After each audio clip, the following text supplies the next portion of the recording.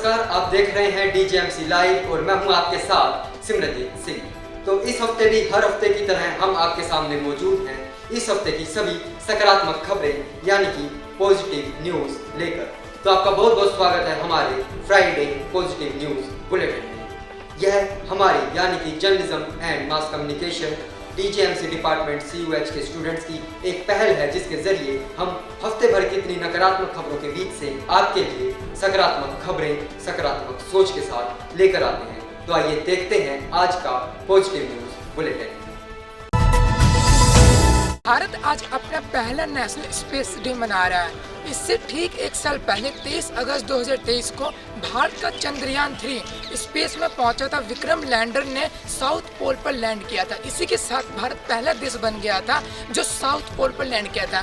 आपको बता दें कि 2008 में भारत ने पहला अपना चंद्रयान लॉन्च किया था, जिसने पानी की खोज की थी। उसके बाद चंद्रयान 2 भी लॉन्च किया गया था। हालांकि उसे उतनी सफलता नहीं मिली जितनी चंद्रयान 1 और चंद्रयान 3 को मिली। आपको बता दें कि अगले वाले समय में भारत अपना स्पेस मिशन लॉन्च करने वाला है। 2025 में भारत गगनयान मिशन लॉन्च करेगा, जिसमें 3 एस्ट्रोनॉट स्पेस में भेजेगा। इसके अलावा जो हमारे अध्यक्ष हैं इसरो के एस सोमनाथन ने कहा है कि आने वाले समय में भारत स्पेस के तरफ एक अपना बढ़ता कदम बढ़ाएगा और आने वाले समय में 2028 तक भारत अपना एक स्पेस स्टेशन भी स्पेस में स्थापित कर देगा। 45 वर्षों में पहली बार हुआ है कि किसी भारतीय प्रधानमंत्री ने पोलैंड का दौरा किया। जी हाँ, भारतीय प्रधानमंत्री श्री नरेंद्र मोदी ने हाल ही में पोलैंड का दौरा किया। ये दौरा अपने आप में काफी खास रहा, क्योंकि कई दशकों बाद किसी भारतीय प्रधानमंत्री ने पोलैंड की ओर अपना दौरा किया। From Haryana village to Olympic school, Aman Sherawat journey is inspiration for all. Aman rise in the wrestling world has been spectacular. His rise from the India's Championship 2023 to India's youngest bronze medalist.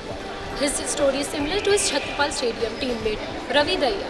His journey is very difficult, from losing his parent to losing his faith, but he overcome and managed to overshadow these difficulties. Delhi metro को बड़ी कामयाबी। Golden line पर सुरंग के निर्माण का कार्य हुआ पूरा।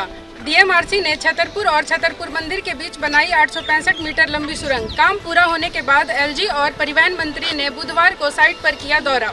LG ने कहा केवल 5.5 महीने के रिकॉर्ड समय के दौरान यह उपलब्धि प्राप्त हुई है। LG ने कहा इस इवेंट को अगली बार सारे स्टेशन और चौराहे पर स्क्रीन लगाकर जनता को दिखाया जाएगा। गगनयान मिशन सफल हुआ तो भारतीयों में खुशी की लहर दौड़ उठेगी। अगर यह मिशन सफल हुआ तो भारतीय स्पेस में भ्रमण कर पाएंगे। देश के प्रधानमंत्री ने कहा कि एस्ट्रोनॉट ही नहीं बल्कि वो ब्लू नॉट्स हैं। उन्होंने गगन पंख देकर उन्हें सम्मानित किया। इसमें 9,023 करोड़ का बजट लगा है। इससे भारतीय बहुत ही खुश हैं। India to host World Telecommunication Standardization Assembly 2024. This assembly will be held from 15 to 24 October at Bharat Mandapam in New Delhi. This assembly organizes every 4 years in 2000, and it is the first time assembly held in Asia. This assembly is responsible for global telecommunication standards. Rahul Dravid talks about playing himself in a biopic if the offered money is good. The former Indian cricket coach and cricket legend Rahul Dravid humorously hinted at a possible Bollywood stint in an award show that he might play a Bollywood biopic if the offered money is good. He shared this information in a Q&A session. The session is followed up by his leading achievement of leading Indian cricket team to a victory against South Africa and ending up an 11-year-long ICC title drought. Actor Vijay unveils his new party's flag in Chennai. The South Indian superstar Vijay announces his new party flag in Chennai, which showed red and maroon on top and bottom, yellow in the middle with 2 elephants and a flower which showed victory. He said the party will follow social justice. In 2023, actor Vijay announced his retirement from the film industry and his entrance to the politics.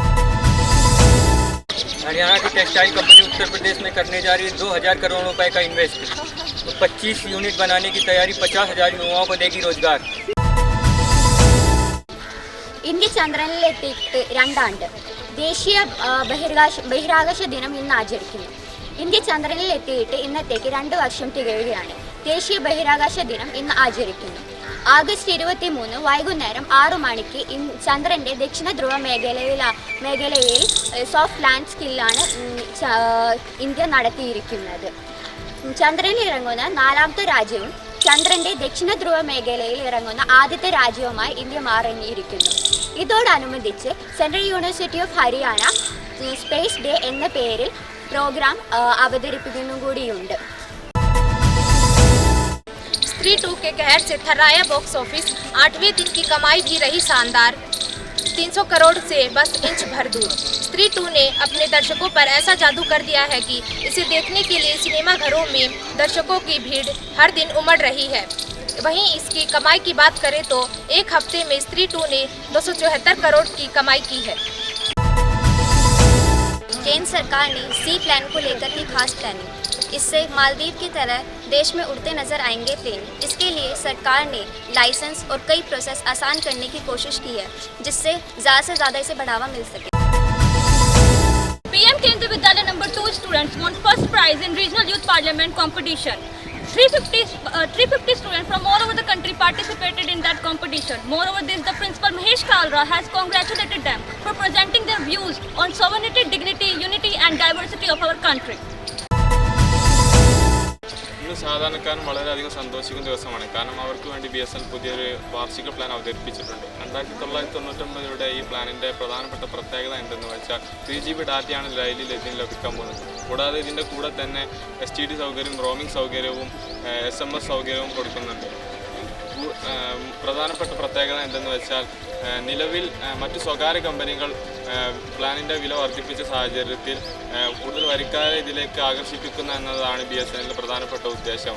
കൂടുതൽ ആളുകൾ വരുന്നതിൻ്റെ ഭാഗമായിട്ട് അവർ കൂടുതൽ മെച്ചപ്പെട്ട പ്ലാനുകൾ അവതരിപ്പിക്കുന്നുണ്ട്.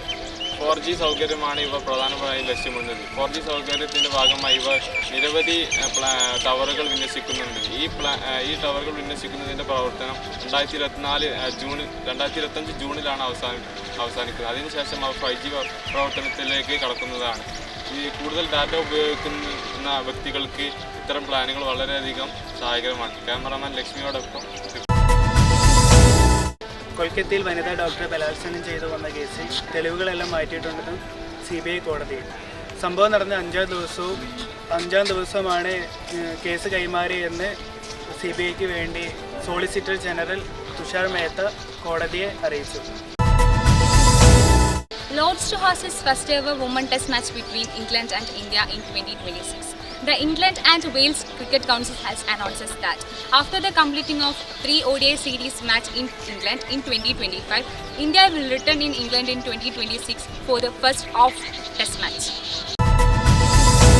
Indian railway Vande Bharat chair car കോച്ചുകളുടെ നിർമ്മാണം നിർത്തലാക്കാൻ തീരുമാനം. ഇനി 24 കോച്ചുകളുള്ള വന്ദേ ഭാരത് സ്ലീപ്പർ കോച്ചുകളുടെ നിർമ്മാണത്തിൽ ശ്രദ്ധ കേന്ദ്രീകരിക്കും. വടക്കേ ഇന്ത്യയിലെ യാത്രക്കാരുടെ ഇടയിൽ വന്ദേ ഭാരതിൽ തരംഗമാണ് സാധിക്കാത്തതാണ് ഈ പുതിയ തീരുമാനം ഇന്ത്യൻ റെയിൽവേ എടുത്തിരിക്കുന്നത്. तो ये थी इस हफ्ते की सकारात्मक खबरें यानी कि पॉजिटिव न्यूज। ऐसी ही और खबरें जानने और सुनने के लिए जुड़े रहिए DJMC लाइव के साथ। और हमारे चैनल को अगर अभी तक आपने लाइक सब्सक्राइब नहीं किया है तो सब्सक्राइब कीजिए और बेल आइकन दबाइए ताकि आपके पास ऐसी ही पॉजिटिव न्यूज हर हफ्ते पहुंचती रहे।